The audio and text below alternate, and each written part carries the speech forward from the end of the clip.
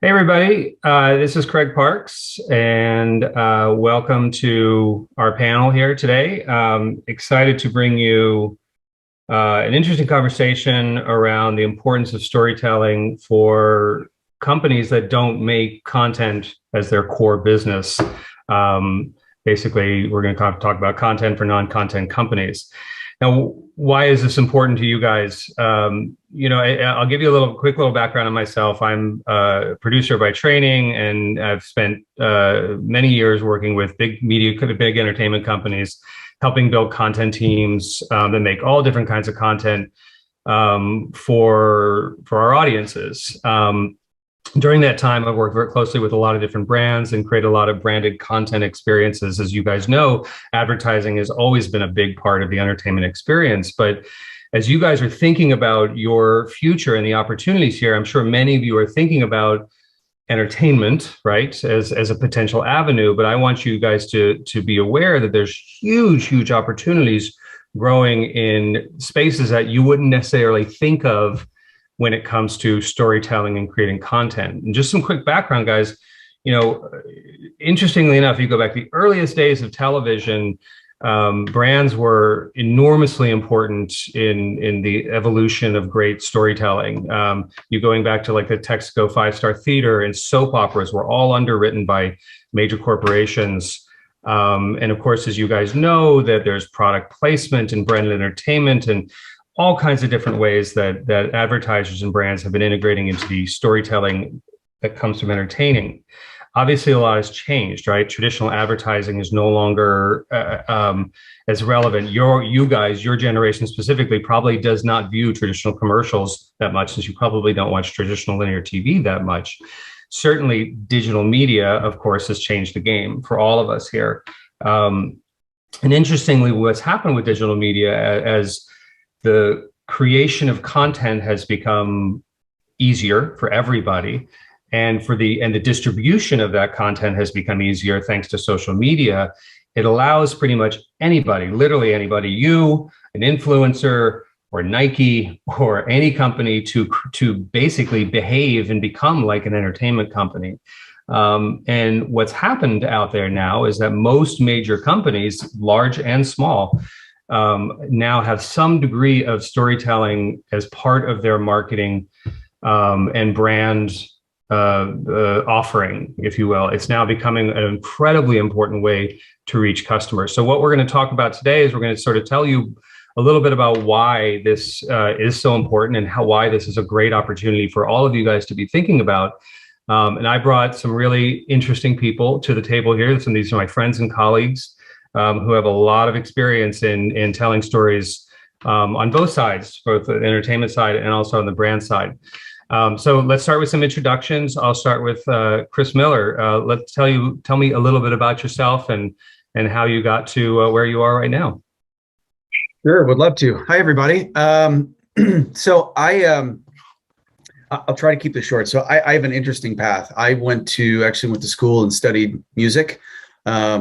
Moved to Los Angeles a long time ago. I won't tell you when, to pursue music. And that turned out not being the dream that I thought it was. And from there, I segued into my next passion, which was documentary films. Did that for a while. And that at some point segued into reality television. And I've worked for a number of digital startups over the last decade or so. And now I'm the head of production for a company called Headspace, a mindfulness and meditation company focused on improving the health and happiness of the world. So it's a really great opportunity for me and an awesome way to give back. Awesome. And Cindy? Sure. Hi, everybody. I'm Cindy Manello. Let's see. I currently am Executive Director of Client Partnerships at Foundry 360, which is part of Meredith Corporation. Meredith is a publishing company, publishing titles such as Better Homes and Gardens, People, Real Simple, etc. A little bit about my journey, I guess, and my background was I originally came from advertising. I actually wanted to be an advertising copywriter and write all those great creative slogans and campaigns. My first job in advertising, though, was more on the account management side. So being 20 something, I decided just to take that first job, thinking it's a great stepping stone. And it really was. It really played to my strengths. And I've been doing more account management and strategy development ever since. But it was great fun to work for agencies and work in the advertising business for a little bit before coming over to content marketing and to tell sort of longer and bigger stories for brands. So that's a little bit about me. Cool. And Katrina? Hello, everyone. My name is Katrina Frolov. I am the head of content at Found. Found is a modern weight care company looking to solve the obesity crisis. My path is actually very similar to Chris Miller's. I started out in film. I worked at Creative Artists Agency on the motion picture lit side. I went over and produced unscripted TV for a number of years, and then transitioned over into digital, working for big companies, small companies, on the short form digital side, and then the publishing side. So lots of a mixed bag of entertainment experience that is now very applicable to what I do at Found, where I oversee editorial, video, and social media. Awesome. So before actually to kick it off, Cindy, since you're on the agency side, I'm sure you've seen a lot of changes with regards to how brands reach their customers, going from a traditional 30-second commercial to what your agency does specifically, which is really story-driven experiences for brands. That's your specialty. So what changed along the way, and what is your feeling on kind of the direction it's headed right now?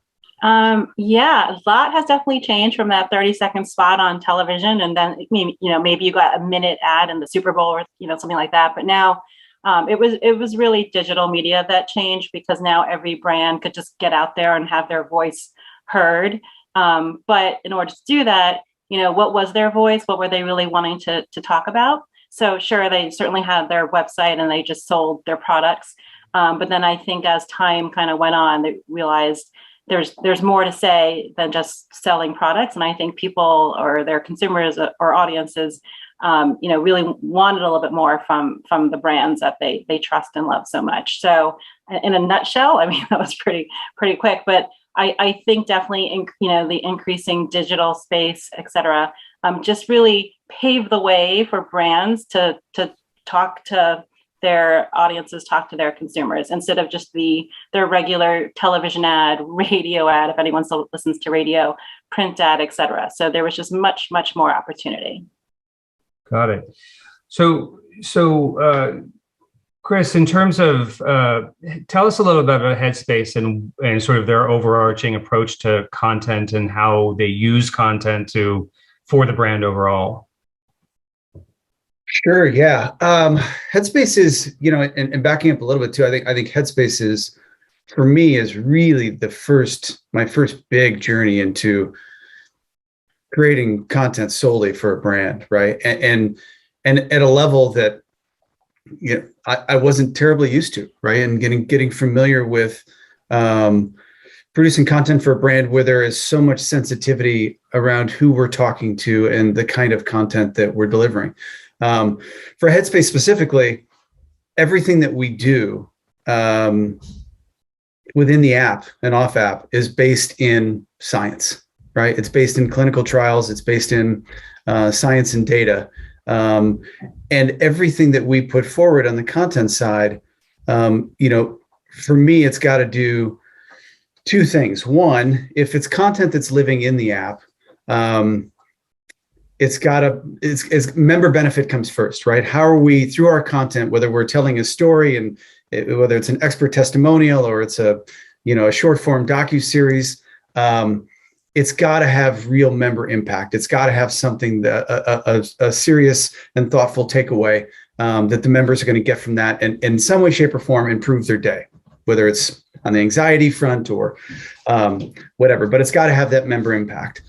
The second part of it is I think one of the biggest struggles for, I don't want to call it a struggle, but for Headspace or anybody else who's in the mental health arena right now, is getting around the stigma, right? Getting around the intimidation factor of meditation, right? And I think for most of the world, it's still pretty intimidating. It still probably seems a little highbrow, foo-foo, and how do we get over that barrier of entry, right? How do we create content that is able to engage across all demographics, and a diverse audience, and convince people in a very authentic, approachable, thoughtful way that this is something that you should think more about. We're not just here trying to sell you a product. We're here trying to help you take steps to improve your own life, right? So it's a pretty intense process of thinking through everything that we do and every piece of content that we put out, and kind of how do they fit into one of those two buckets.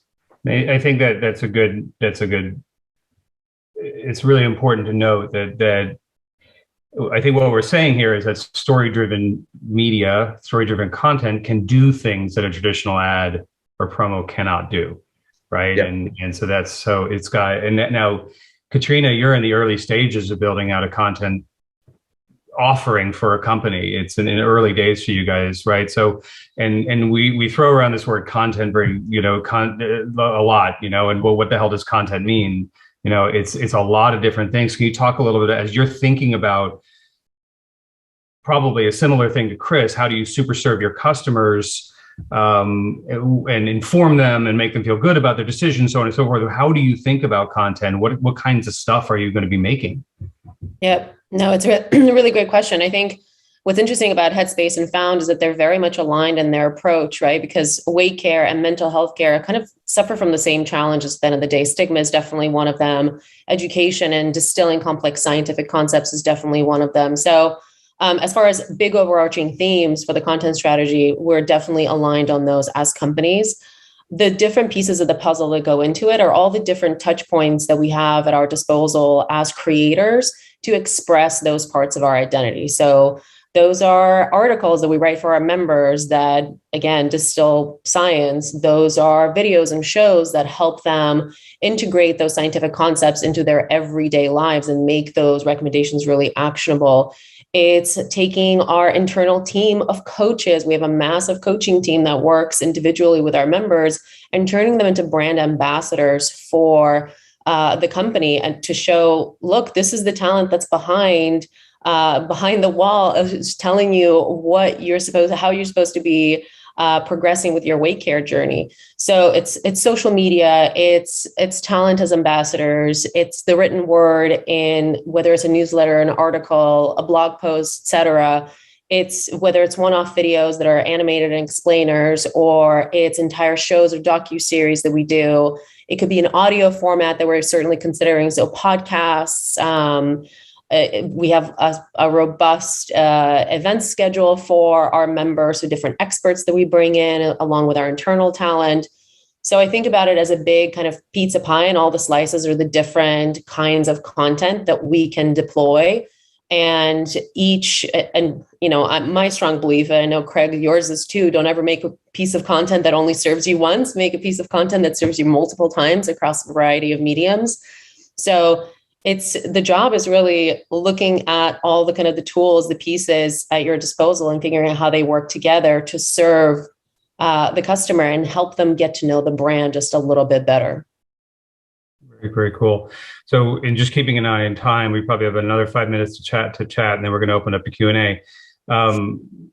Cindy, it's a lot, as I like to say, if you're a company that makes shoes or banking services or whatever else, that's your expertise. Content is not necessarily your expertise, right? And telling stories is not your expertise, which is why they're hiring storytellers like Chris and Katrina and myself, and story strategists such as yourself. What are you seeing are the big challenges for a lot of these companies when it comes to adopting this new means of communicating with their customers? Yeah, no, it's true, because you wouldn't expect, banks or soda companies to sort of really be experts in creating that content.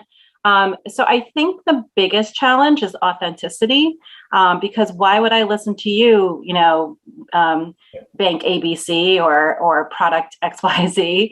I think companies and brands really have to make sure they're authentic.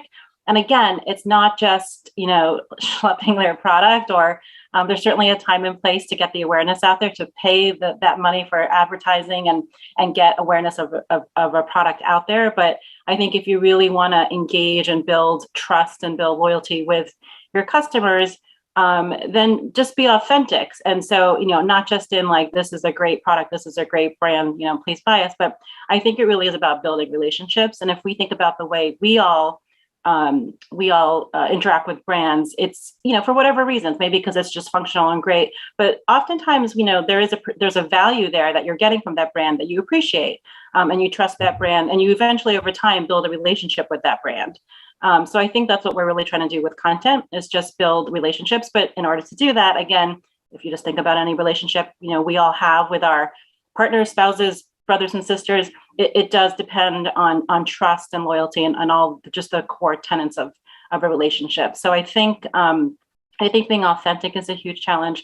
And I think also just staying true to it's more of like a right to voice. So if I'm a bank out there and I want to speak to, customers about a certain topic, but let's make sure it's a topic that the brand has authority to speak on. Don't just start, talking about whatever, because no one's really going to believe you or buy what you're saying. But just be true to yourself, be true to your brand, have the right to voice to speak about certain topics, and hopefully you'll gain that trust.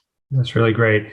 And so since we're on to thinking about your paths, you guys have all had interesting paths, and the world of content marketing, which we're speaking about in this panel, is quickly evolving. It's been evolving, I should say, for decades, but it seems to be sort of accelerating now. Now it's, like I said it earlier, companies just see it as a matter, they just have to do it now. So it has to become a muscle that all companies are flexing. When you're thinking about our audience here, people who are in school and thinking about their first career, their first step, what advice do each of you have to these kids when they're thinking about taking that first big step, whether they want to go down this road or not? Katrina, why don't you start? Oh, that's a really good question. I think, I always say is when I feel like when I'm faced with this question, my number one advice is ask a lot of questions. People love talking about what they do. They're passionate about what they do. Reach out to them, ask them about their work, how they got to where they are, what's good about their business, what's not good about their business. And it doesn't have to be the company that they work at. It could be the industry overall, and get a better understanding of the entertainment space, the brand content marketing space, to really get a better idea. Because I feel like Chris and I had to do it on the ground. We had to go into these different industries and work there for a couple of years to understand what the limitations are, what the good things are, what the bad things are. And it's not time lost, because it's all experience that we are able to carry into these new roles. But you could do all of that just by talking to smart people, and smart people are always willing to talk to folks who are just starting out. Cindy. I agree with Katrina, and that everyone loves talking about themselves, and that if you just want to ask, somebody about, hey, can you tell me what you do, or how'd you get there? You will find, it'll be easy to hear those stories. So I definitely would reiterate that. And then I would say, it's so different. I think all of us here, would we ever say I wanted to be a content marketer when I grew up? Not necessarily, but it truly is a journey, everyone's career. And I know we can all agree on that on this call, but you just kind of meander your way through, and you really just take everything from every job, even if it was, the crappiest job ever. There's got to be something you learned from it. And honestly, people skills, hugely important. So as you're asking questions and learning about, also just learn how to work with different personalities, because that is what you'll have to do, is just work with tons of different people and personalities. No matter how good you are at your job, I think you'll still have to deal with people. So yeah, it's just, just gaining all that knowledge, people skills, asking questions, and being aware of industries, what you kind of want to do, your own strengths. Again, I wanted to be a copywriter. I ended up more in account management, but I think that fed to my strengths a little bit better, but I still get to be surrounded by creative people. So I love that. So it's just, again, being true to yourself and just kind of, knowing your own strengths as well. Yeah, I always say when it comes to networking, it's a lot easier to go to somebody and say, tell me about you and why you're so awesome, as opposed to, hey, I'd really like a job. How can you help me find a job? I don't want that second question. I want the first question, and I say the exact same thing to people. It's like, remember, people like to talk about themselves and take advantage of that because you're going to learn a lot. Chris, over to you. Talk about yourself. Yeah, I agree with everything that's been said. I think Cindy hit a great point on, and Craig, you mentioned as well, like relationships, even the crappy jobs. Every crappy job that you think is the worst thing you've ever been in, and I can't wait to get out of here, and I'm never going to do this again. Like, life is a masterclass in relationships, and your career is going to be built on those relationships. And, even in those worst case scenarios that are just uber painful, make it a masterclass, right? Analyze your scenario and analyze the people that maybe make it difficult, or those relationships that aren't working so well, and make it a goal to strategically figure out, like, all right, how do I work this to my advantage? How do I adjust, pivot in the moment to get success out of this relationship that's maybe not working, or this environment that's maybe not working, right? And every one of those opportunities you just stepped yourself up 3 notches for what you're going to do in the next role. And then back to Katrina's point of, don't be timid, ask questions. Craig's exactly right. I think back on my career, and I know all of us on this panel do the same. Like, thank God for the people that I sat down with and said, tell me about what you do. Whether I was sitting in an edit bay, or following a grip around in the field, or talking to an account executive on a big campaign, and I had no idea what they actually did, but they looked really smart and really important and really busy. And it's like, what do you do, right? It looks really cool. It feels like something I want to do. And thank God for those people who stopped and said, this is what my day-to-day looks like. And it allowed me to identify, sorry, I got a dog nipping at my heels. It allowed me to identify, okay, that looks cool on the surface, but that's not something I'm passionate about. Or that's something that I wouldn't even have known existed, or the pieces of that role are things that I could be really, really passionate about, and I really, really want to learn more about. And I think those opportunities are what define your career and finding the right path. Look, I started in music. I never wanted to do anything else. I never wanted to be a fireman, never wanted to be an astronaut. Like, I had none of those dreams as a little boy. I only wanted to be a drummer from the time I was 5 years old. So I think the fact that I took the path that I have is like all based on those relationships, asking questions and learning as much as I could, even in the worst environments. So I'm really thankful for that. Excellent advice. So here's a scenario here, and again, thinking about the college students that we're talking to right now. Katrina, you're looking for an entry-level person, to help you with your content, building out your content team. That the person you're going to hiring doesn't need to have years of experience. What are you looking for? What do you want to see the most? Well, there's a couple of things I want to see most. Of course, I want to see passion for the subject matter. So I want to know what you know about the space that my company is in. How much research have you done? Have you taken a look at the content that we've done? Do you have an opinion on it? I am very open to opinions, and I actually respect those a lot.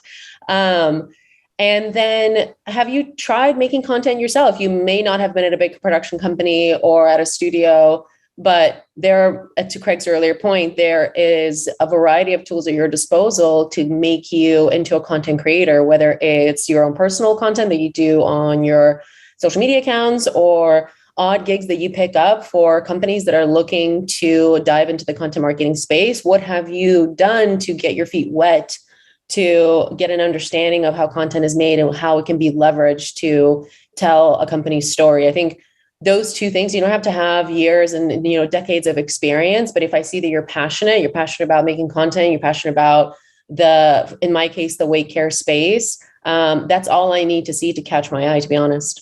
That's really, really great advice, guys. Passion, ambition, and just roll up your sleeves and do the work. To Katrina's point, I mean, I always said to people who want to get into production is just become a production assistant and start, just throw yourself in there. You got to do the work. You know, before you become a director, before you become a producer, you got to start at the bottom and do the work. Cindy, from an agency perspective, same question. You're going to go out there and hire somebody. You know, you're just looking for entry level, not going to have a ton of experience. What do you want to see?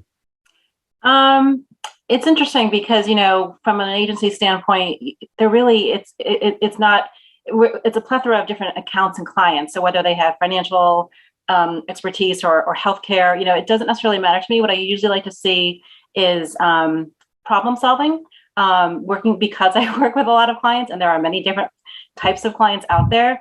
They all have many different problems. So a key thing is, you know, just sort of seeing a little bit about problem solving. They don't have to necessarily solve the problem, but just at least attempt to, or just, you know, can they kind of think about a problem in a different way, and maybe collectively solve it with other teammates. So that's a huge thing I like to kind of look for. And, you know, it's also kind of hard to look at this on a resume too. And then a little bit of the usual qualities: leadership, organization.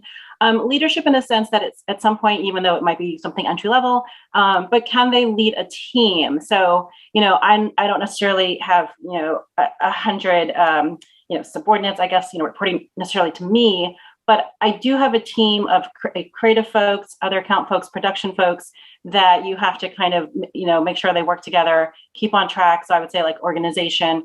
Can you get from point A to point B on a timeline, you know, without upsetting too many different personalities, et cetera. And if something is dependent, if the production team is dependent on the creative team, just making sure that all that works together. So I think you do need a little bit of like time management skills and organizational skills. So these are more soft qualities, maybe not so much like a subject matter expert, but people skills, of course, and you know, problem solving, organization, things like that. So it's not all to say that like you need to know a certain, at least in kind of agency experience, a certain expertise right off the bat. That certainly helps you as you get to be, you know, higher level and know, you know, if you want a financial marketer, great. But entry level, just sort of that willingness to learn. Proactiveness is another good one. But again, a lot of the softer qualities, but these are all very great skills to have as you build, you know, your career. Yeah, I like that, and I think problem solving has really jumped out to me, and the leadership thing too. You know, one of the questions that one of the things that I always talk about when I'm doing any kind of mentoring is really asking my mentee to spend some time thinking about their strengths, right? What are you good at? What are your 3 core strengths? And you know, oftentimes you'll hear them say, well, I'm creative. It's like, everyone's creative. How are you creative? And I think problem solving jumped out to me. If somebody said to me problem solving, I'd be like, that's a good strength. That means that I already right now know that you can figure shit out, because life, you know, because there's stuff that's going to be hard, you know, and so I think that's really cool. Paul, I think we have Q&A. Are we up for Q&A now? We are here for the Q&A. Okay. Paul Bukowski here, guys. I'm here with a couple questions. The first is, how vastly have the finances changed from traditional advertising to rather investing in these branded content experts to come in and adapt this story-driven content? And it comes with the second part, that is, what is also the best means of studying these trends and developing skills outside the direct workforce to better understand the needs of a company or what the market would need from a content creator in general? So let's break those two up. Cindy, do you want to take the first one? Like, you know, just how budgets have changed and over the years, and when it comes to traditional marketing versus content marketing? Yeah, you know, it is interesting because it really just depends. There's so many different ways you can allocate your budget. And so nowadays, the big budgets of TV was real, and maybe the Super Bowl would be like the highlight of it all, but just television advertising, you know, crazy expensive production values, as I'm sure Chris and Katrina know as well, to shoot a 30-second spot. And plus, it's also so different because back in the day, I think you just had to make a huge splash. Like when I was at BBDO, I was shooting ads with like Spike Lee, and you got these big directors to shoot 30-second commercials. You can certainly still do that nowadays, but now I think there's just it's more about ROI, and I think making the impact. So I mean, if you do those big budgets, are you gonna like? But what does that really get you in the end? And with our, as we know from things like Facebook and Google Analytics and things like that, you can really measure now how many people you're targeting, what your ROI really is with a lot of digital media and promotion and advertising. So the budgets have shifted. I don't think there's like huge big budgets as much anymore, but I think if a client sees the ROI, they will invest. And it's, in my world, it's sort of editorial budgets we're really talking about, because we're creating stories. We're trying to use it in context, and we're using it for brands. It is a little bit different than sort of, these big ad blowout budgets. But I think there's still a lot of opportunity for brands to build out the space. And I think that's where we might see a little bit more of bigger budgets. If they're building a new hub for their brand, I mean, that's a whole website that they're building, filling it with content, filling it, with all sorts of things. So I think it's interesting. It's one of the challenges that a lot of us in the content space have is that brands traditionally, they understand, oh, we have to spend $500,000 on a 30-second spot, or it's going to cost $1 million for the Super Bowl ad, and we're going to spend this much money to get the ad shown. But content is a much more complicated beast, and you don't have to spend a lot of money, but you can, and the impact is really the challenge. So Katrina, you're right now setting up a system, and talk for a minute about like how the variety of types of content and from a financial perspective, I'm sure it's all over the map in terms of how much you might spend, but the ROI part of it is really important. How are you going to track its effectiveness? It's a really good question. It depends on the format, right? There's different ways to track ROI on each of the format. And certainly as a content exec within a non-content company, I constantly think about how do I tie what content accomplishes to our overall most important business metrics, right? So whether it's engagement or retention or a number of other metrics that we look at as a whole, as a business, how does my piece of the puzzle fall into that, and how do we contribute? So I constantly think of, all right, can we tie this specific piece of content into this campaign, therefore attributing it to the metric that the campaign is looking to achieve, et cetera. So less so, this is going to be really fun for people to watch and they're going to learn a lot. We certainly want to consider that as we're making content, but always through the lens of how is this going to impact critical business metrics. And that's how I think about every piece of content that we make. Okay, awesome. Paul? All righty. And then lastly, we talked a lot about, what it takes to be a content creator, drive, this and that. But more specifically, when someone, a younger person wants to create this piece of content, what exactly can they hit on that makes them an actual credible content creator? Are there certain points? Are there things to stray away from, elements of the content they're creating? Chris, you want to take that? Yes. Sorry, repeat that question to me. I just want to make sure I understand. Sure. Yeah. When it comes to content creating and, being this credible workhorse that someone would want to hire, rather independently or for a job, are there certain things within their content that they can hit on to say, oh, this person's credible, they're hitting on blank, blank, blank, blank, we like this, or that also they're kind of points or things that stray away from in ways not to create content? Oh, that's a really good question. I don't know about things to stray away from. I think it